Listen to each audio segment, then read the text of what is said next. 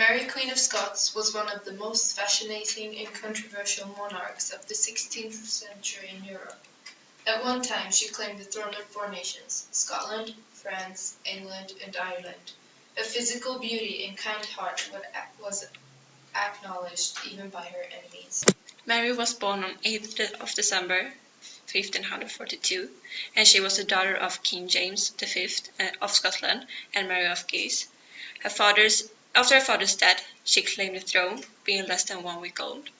Mary's mother was French, and the Scots had a long alliance with France, so Mary was betrothed to the 4-year-old French heir. At the age of 5, Mary was sent to France, where she grew up in the luxurious French court. In 1558, she married Francis, the eldest son of French King Henry II and Catherine de' Medici. In 1559, Mary's husband was crowned Francis II, making Mary his queen consort. Unfortunately, Francis died from an ear infection the following, leaving Mary a widow at 18. Following her husband's death, she returned to Scotland, and in Scotland, the official religion had been changed from Catholicism to Protestantism. It made Queen Mary feel like an outsider as a Roman Catholic raised in France.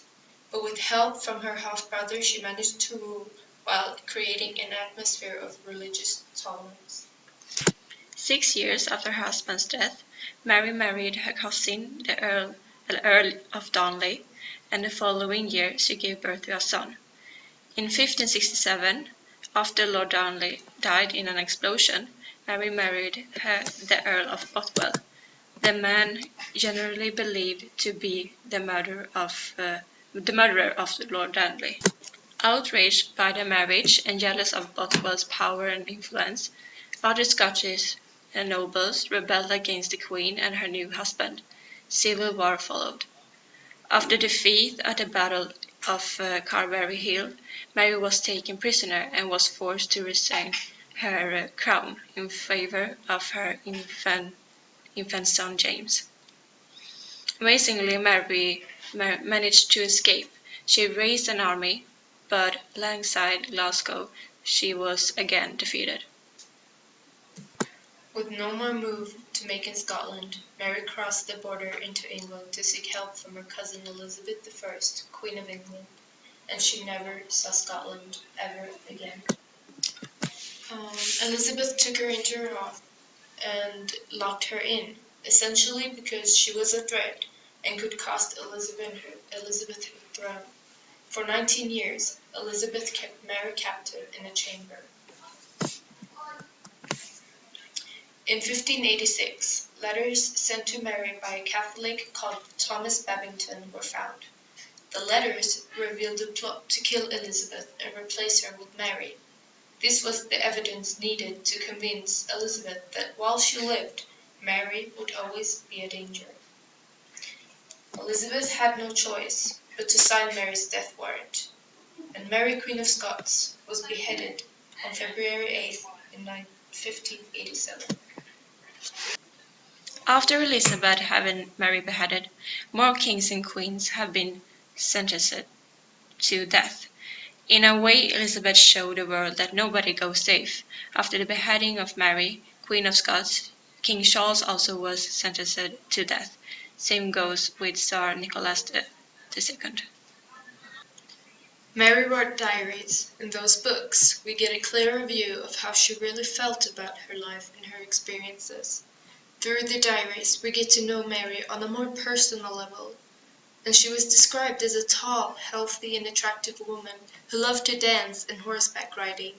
Her personality won her many admirers, but also just as many critics, who found such behavior unsuitable for a woman.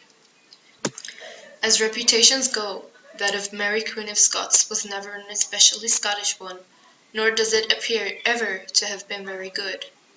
She was suspected of complicity in the murder of her second English husband, and then accused of adultery with the man who soon became her third, and at whose side she waged war on many of her own people.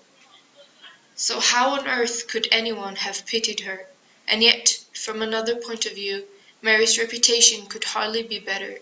She died a self-proclaimed martyr to her Roman Catholic faith after 19 years of captivity that won the sympathy even of some of her English captors.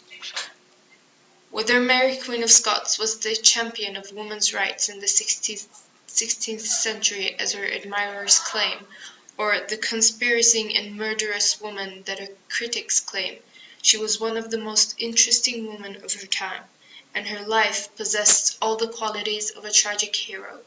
She was beautiful, and had the world in the palm of her hand. Yet it was not meant to be. She would fall from a glorious statue during to circumstances that may or may have not been out of her control. And these were our sources. And this one was made by Julia Anderson and Regina Iona.